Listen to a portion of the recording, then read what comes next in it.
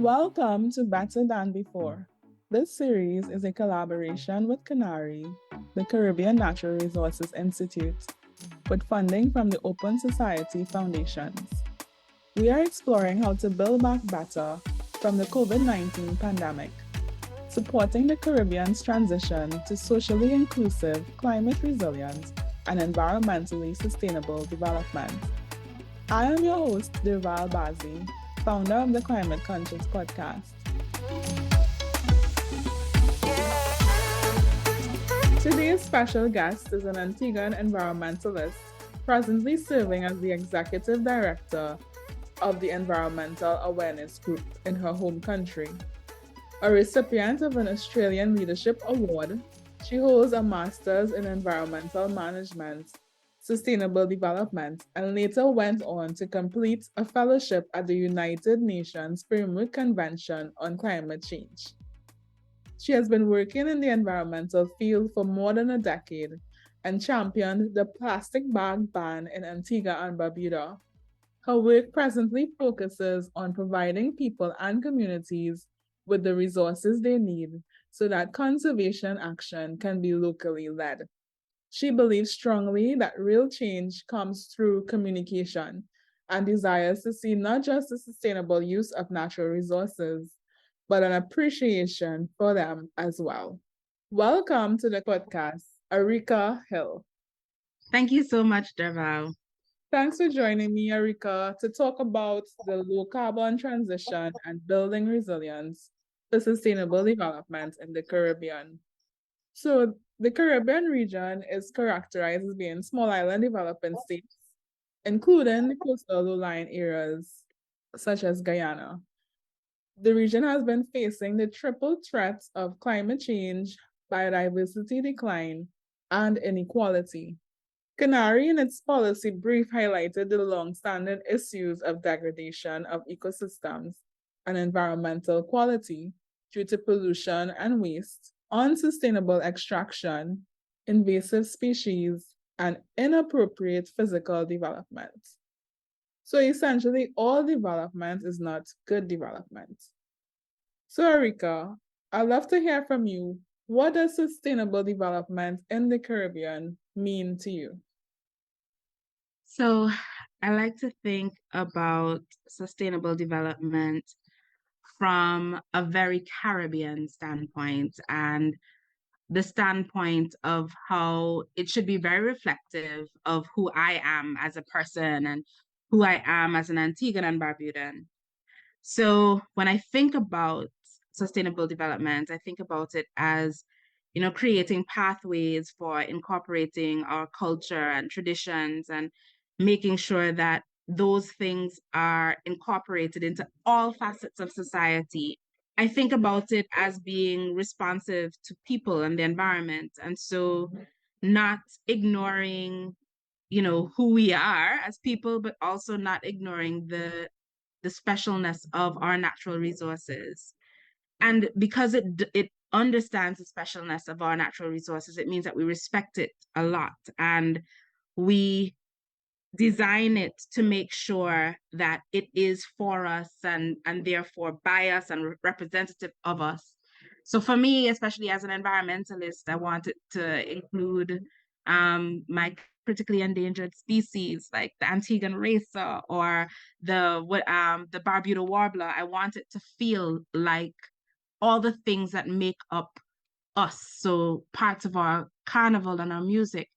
And I know that that doesn't normally sound like what sustainable development is kind of purported to be within the Caribbean, but I feel like if our development does not feel like us, it does not look like us, it doesn't sound like us, is it sustainable? Because who is going to be at the forefront of ensuring that it continues and that it continues down a pathway that benefits many people? So I think that's a very big nutshell about what I think about sustainable development, but essentially it really has to be very reflective of who we are as people. Well, Arica, I have to thank you for that radical definition of sustainable development, which I stand 100% behind.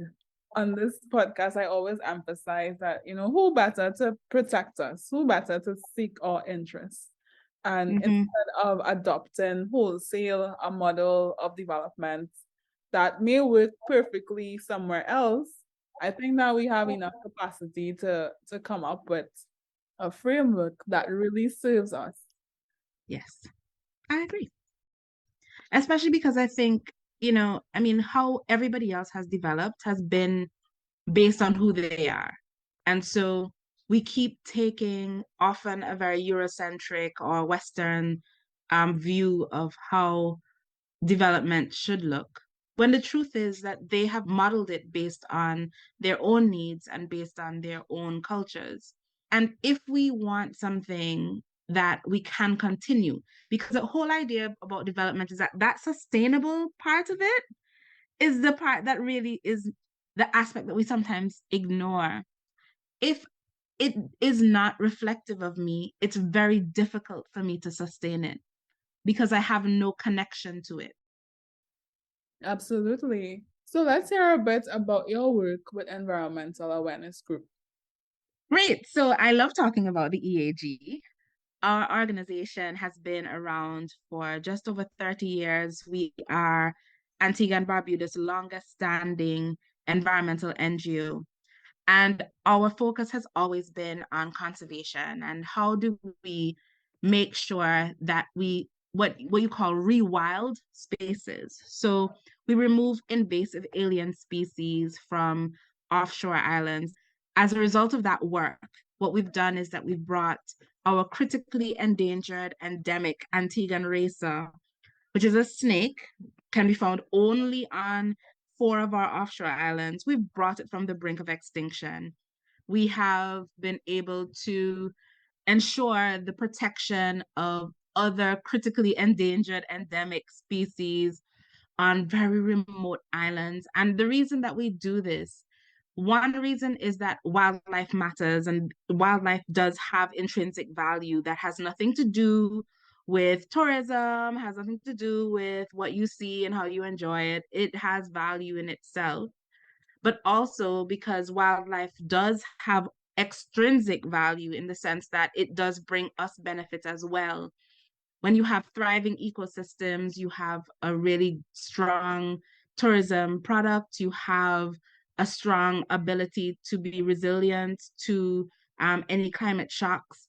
You have food security, you have mental health opportunities, you have exercise, you have everything once you have very well functioning ecosystems. So our work is very much focused on that. And because we do things for the benefit of people and wildlife, what we try to do is make sure that we have lots of volunteers. So we train people and we take them out, they learn about how to manage and control invasive alien species. They learn how to monitor wildlife. So not just snakes, but also birds and lizards.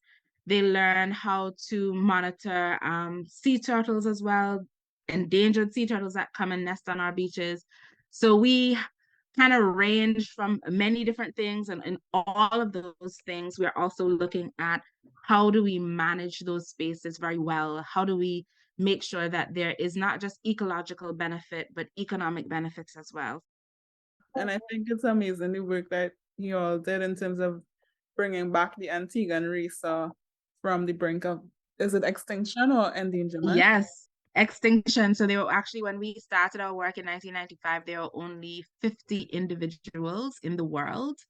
And right now we have just a bit over 1,000, and we're hoping to see, if we can increase the population a bit more. So more work in that area in the next year. Oh, yes, the work never ends. Never.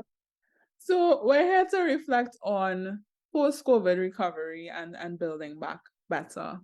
And one thing about the pandemic is that it definitely amplified the existing challenges and inequalities that the region faces. It's essentially the multiplier effect of the pandemic, right? So it's not just a health crisis, it has such a significant impact on livelihoods and well-being.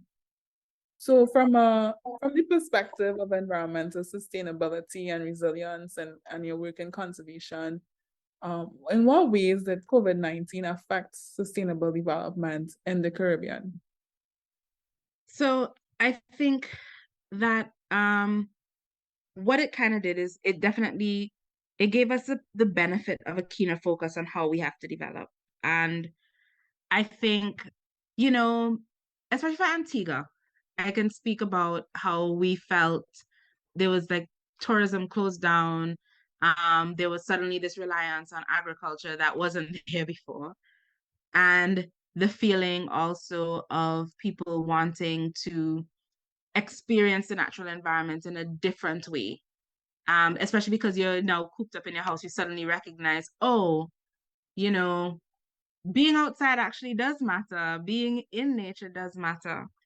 And I think when you, as a collective, because we have seen that importance of the management of our natural resources, I am hoping, and I say I'm hoping as opposed to what I see happening as yet, I'm hoping that it then reshapes how we how we even plan our policies and how we engage with one another.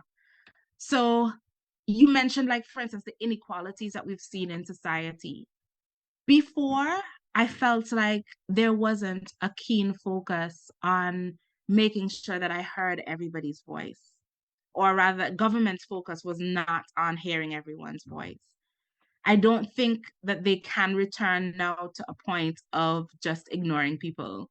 I think it has to be that not only is civil society going to be a part of decision making, but there has to be like more opportunity for that transparency and that opportunity to just talk to each other so that we can develop better. And I spoke a little earlier about how sustainable development must be representative. The only way that it can be representative of us is if we actually talk to each other. Because I'm working in my silo in environmental management, and even in my area of environmental management is very different to some areas of environmental management, being conservation and dealing with wildlife. So animals is very different to somebody who's planting trees, and how we design our programs and how we design access to green jobs and access to finance and access to these spaces is going to be different, but it has to be that we've spoken to each other to incorporate those things into our programs. So I'm hoping, and I can only hope, that our governments and our civil societies as well have also recognized that we can't do it without each other. And that if we want to make sure that the next pandemic doesn't floor us, that the only way that we can do that is if we are actually working in tandem. And that's difficult, Derval, because our priorities are different. And I mean, I even think about the fact that, I mean, as an environmentalist, I would love for when government is prioritizing development in the year and they have their budget speech in January and they're talking about, well, we're going to put down 10 new hotels. I want to be a part of that conversation. I don't want to find out about it in a budget speech. I want you to say it to me as somebody who is ensuring the survival of species that can be found nowhere else in the world. What do you think? And make it a part of your programs. As how else can we develop, how else can we be certain that we are resilient if we don't support each other? And I am just hopeful, Derval. Yes, we definitely have to keep hope alive. And I understand your apprehension, because during the pandemic, there was a lot of talk about the new normal. A lot of us, we just wanted to go back to normal, right? Yes. But the world has changed, and it definitely requires new ways of doing things, new mindsets, new outlooks, new frameworks. And in line with that, Canary has developed an analytical framework to assess COVID-19 recovery responses in the Caribbean. And this focuses on four broad principles: transforming economic governance, supporting environmental sustainability while managing trade offs, supporting fairness, inclusion, and justice in economic development, and enabling a low carbon transition and building resilience to address multiple risks. So, in terms of that last pillar of the framework, could you share with us your thoughts on why it's important for us to prioritize low carbon, climate resilient, and environmentally sustainable development for the Caribbean? When we think about low carbon, and I think very often we throw around the term low carbon without having a real fair and honest conversation about what that means within the Caribbean context based on our scarce resources. And scarce resources does not only mean money, it also means what we really have at hand, the cost of bringing things in, the cost of managing um, what we have and who we have, and the fact that, like, Antigua and Barbuda, 100,000 people. It's a tiny population on two very tiny islands. And I went over to my sister island, Barbuda, the other day, and we keep talking about how, Barbuda is going to become this low carbon, carbon neutral island and all of that. And I thought, but how? To get to Barbuda, it is difficult. It's either a plane ride, a helicopter ride, or a boat ride. The cost of anything being carried then on either of these three vessels means that the cost that would have been in Antigua is higher in Barbuda, simply by virtue of the fact that it has to be shipped over to you a second time. When we think about low carbon for the Caribbean, we need for it to be just.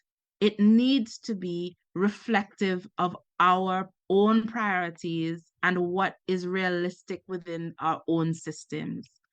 And so it cannot be based on a Eurocentric or Western requirement for low carbon. It needs to be representative of who we are and what we have in our hands.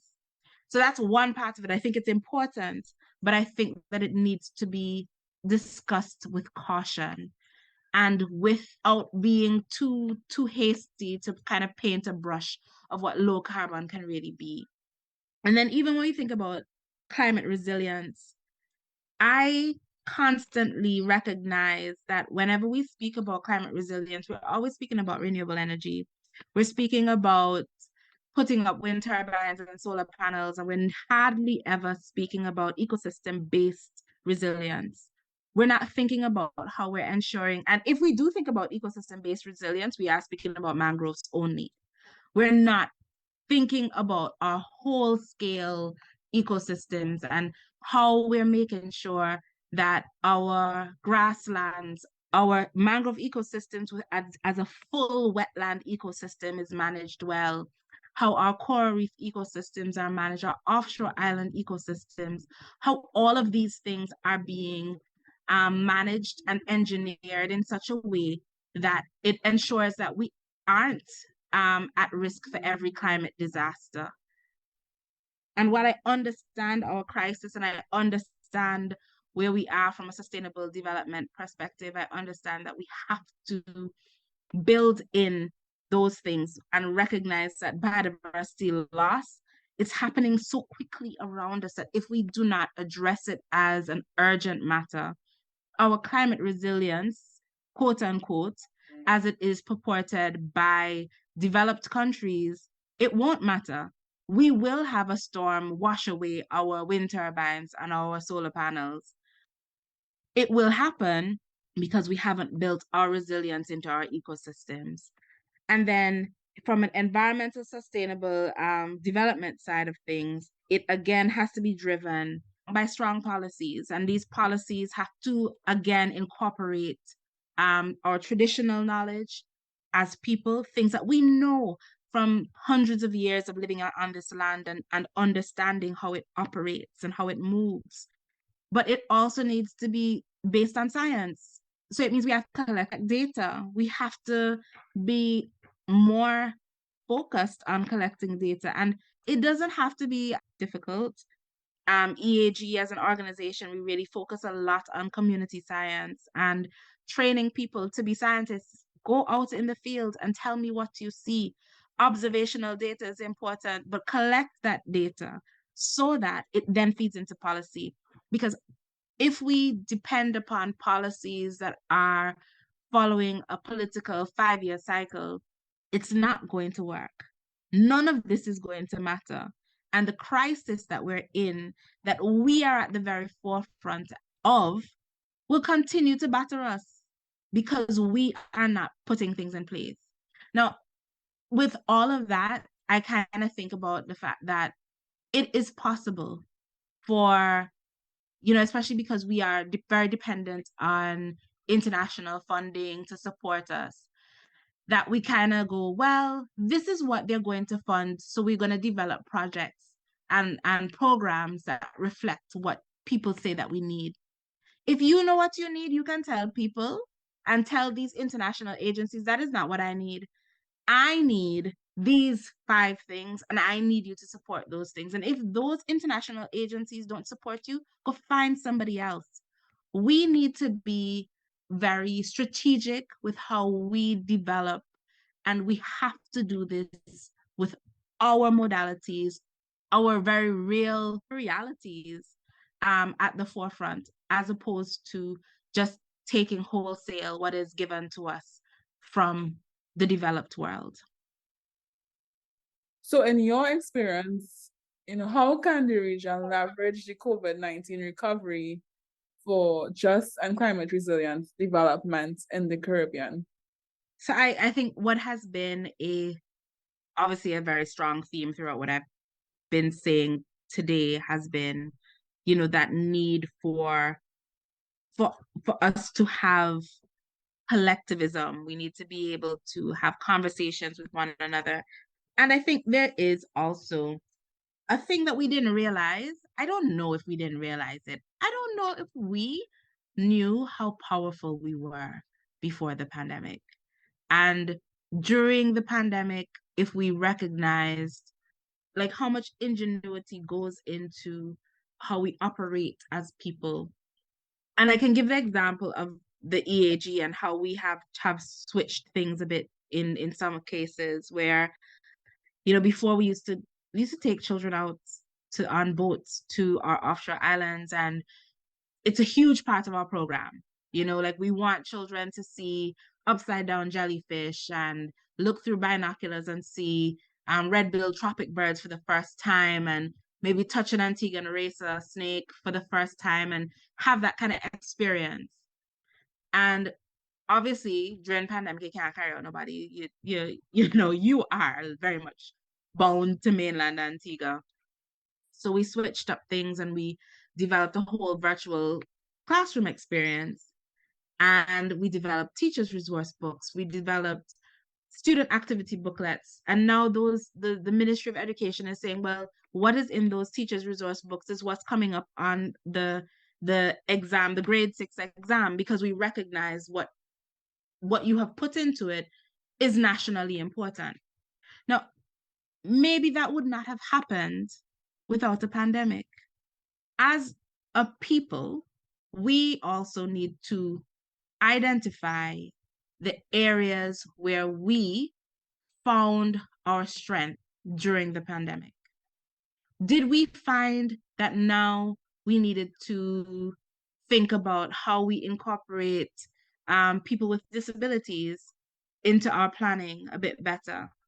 Did we now think about the fact that, yes, Zoom is a great platform, but everybody doesn't have data? And so now you're realizing I have to be more inclusive in how I plan my things and plan my events.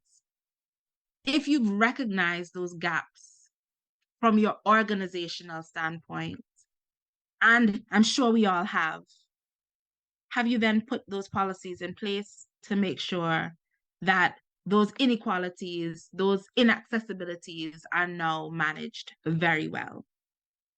If my organization as a small organization can recognize these things, and other civil society organizations can recognize those things, I'm assuming that governments as well must also recognize these things and therefore build a better program, build systems in place and mechanisms that can support the work that is needed. I think so. That's the one thing, this kind of like just identifying those gaps, but not just identifying the gaps, because a lot of times I find we like to talk about the gaps and then move on. Like if that though, like, yeah, wow, we really are poor. Well, moving on. like there's no response to it, right? Is it now that we are saying, yes, I recognize these gaps and I'm going to build frameworks, I'm going to build mechanisms. They don't have to be earth shaking, they don't have to cost the world, but they have to be built into your system and communicated well to all stakeholders so that there is that just and climate resilient transition for the Caribbean. If we are mindful in how we develop, if we are mindful based on the lessons that we have learned from COVID, we can really build something that is beautiful and long lasting. But we have to take the time to think it through and not just think it through, but put the mechanisms in place. It's not that hard. But Derval, if you don't ask people how to do it with them, you're also going to end up in the same situation you were before. So, yeah. Completely agree with you. We definitely have the golden opportunity to, as you said, build something beautiful. But we have to take the time to do the work. So, Arica, based on what you shared, what is your biggest takeaway from the COVID-19 pandemic? What's very interesting, I think, about how I've been feeling about it is that, and it's something that as an organization that we have taken on as our mantra, that we have a discipline of hope. Everything during the pandemic was a real dumpster fire. It was bad. But in the midst of all of the people losing their jobs, government shutting down, things shutting down, the complete anxiety and distress that was the pandemic. What we saw in the middle of all of that was that we got our volunteer numbers were very low before the pandemic. When we put out a call for people to come and just look at birds, we had 40 people sign up and get trained in how to look at birds. They're now a small bird club called the Wadatli Warblers. In the middle of, you know, seeing that your organization is threatened by this massive external force that you couldn't plan for. We then finally had the time to sit down and do our strategic plan and really take the time to be really intentional about our programs and where we wanted to go in the next 5 years. During that time, because we now had more free time, our team was out on the ocean every few days, just exploring, snorkeling, enjoying nature, and becoming more in tune with the work that we so encourage people to be a part of. What the pandemic has done for us was it reminded us that in the midst of terrible things, there is still beauty. And it is a thing that I personally hold on to very strongly, even in the midst of our climate crisis and the climate anxiety that goes along with it. We will not solve every problem. When we look at even COP27 and there's that beautiful warm glow of finally having loss and damage as a part of our text and seeing that environmental rights are now a part of international text as well. Yeah, I celebrate that. And then somebody said to me, but there's not enough work being done on the fossil fuel emissions and how we manage that. Yeah, there is that. But I'm going to celebrate and dance in the streets for loss and damage being in that text. I think that what the pandemic has taught me and has taught, and it needs to teach us, is that while we do not have the solutions for everything and everything will not be perfect, we can find the beauty, we can celebrate the great wins, and we keep fighting for the things that need to be fixed. Well said, Arica. There's so much I want to say, but definitely that point about the discipline of hope, I think it's Mhm. a perfect summation of the Caribbean spirit. Yes. I think our beauty can be seen, especially in our resilience. And Hmm. that allows countries like, Antigua, Dominica, the Bahamas to rebuild after such devastating impacts, and that makes me proud to be Caribbean. That rekindles my faith in our ability to really come together and address the issues that are before us. Because at the end of the day, no one is coming to save us, right? We have to save ourselves. We certainly do. As we focus on accelerating the transition to green, inclusive, and climate resilient economic development in the Caribbean region, what's one recommendation you would like to see implemented? So I like to make recommendations based on what I've done myself. So I know it can work, right? Um, in the midst of the pandemic, one of the things that we as EAG recognized was that civil society in Antigua and Barbuda, we're all working very hard at environmental issues, but we're not working together.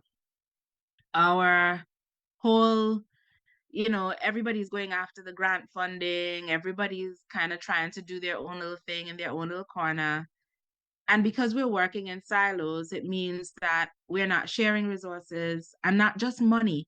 We're not sharing knowledge. We're not sharing skills. We're not sharing, um, I guess it's mostly skills. We're not sharing those things. And so because of that, it means that we're not able to reach our full potential as a civil society. So what we did was we said, okay, well, let's stop that. Let's just stop that. Let's get together. We're going to have our very first environmental EAG environmental conference, which we call ECO. We had it in 2022 in January. And what we did is we spoke about, we brought all of these CSOs together and we all spoke about what work are we doing? How can we support each other? We spoke about how our work interrelates with multilateral environmental agreements that our government has signed. What impact are you really having, not just on a national level, but on an international level as well? And how can we ensure that we keep those lines of communication open, and how can we really push through with advocacy as well? And so we're doing it again. We're going to be working on that, finding new pathways to talk about how do we better manage community science and how do we ensure that as civil society organizations that we are actually making environmental impact. So we're not just planting trees for the sake of it, but we're actually planting the right tree in the right place. And that as a result, we're seeing the reduction of biodiversity loss. All of that to say, when we do get together, when we meaningfully engage with one another and particularly with civil society. And the reason why I say particularly civil society is government focuses on policy. Government's focus cannot be on implementation. You write the policy and we implement as civil society, right? If you have meaningful engagement with civil society, between civil society, policymakers, so meaning not just your government, your technical officers, but the minister responsible for environment, the minister responsible for fisheries and sustainable development and lands. If you have an engagement between those three sets of people, there is absolutely nothing that we cannot do.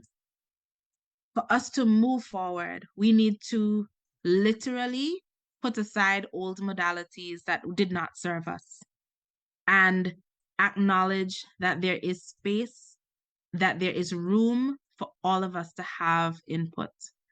And if we do it together, there's so much benefit that we can find. And one benefit that I saw this year was after we had our conference, we then said to several community groups, look, we'll train you in proposal writing. Derval, I only plan to train 3 community groups. 1, 2, 3. I trained 13. And the reason I trained 13 was because there was an avenue for them to be trained. If you open the door for people to engage, they will flood you. Just open the door and do it from now. Thank you, Arica, for that very insightful discussion on this issue of sustainable development. I always want to be very thankful to you for, having this conversation with me.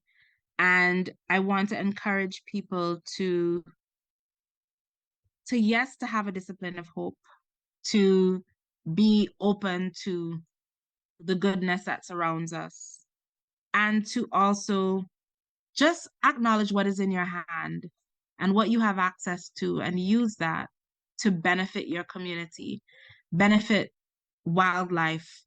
If you're able to just do one thing, and if your one thing can be huge, right? There's some people that their one thing is going to be, doing the litter picking. That's fine.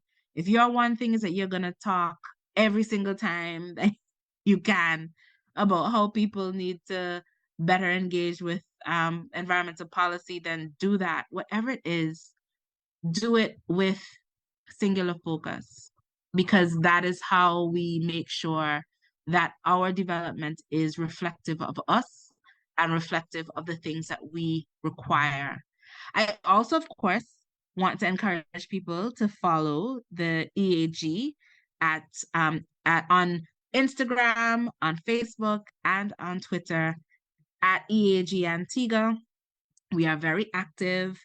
There's lots that's going on. If you want to be a member or you want to just donate to our cause, because we are a non-governmental organization, I do encourage you to do so. Your contributions go directly into continued conservation action that is very much locally led, very much looking like Antiguans, sounding like Antiguans, and being for Antiguans and Barbudans. So follow us and support us as much as you can. As I said, it's so important for us to have these conversations, to have open, inclusive dialogue around sustainable development. And as you said, not just the discipline of hope, but also the bias for action. Yes.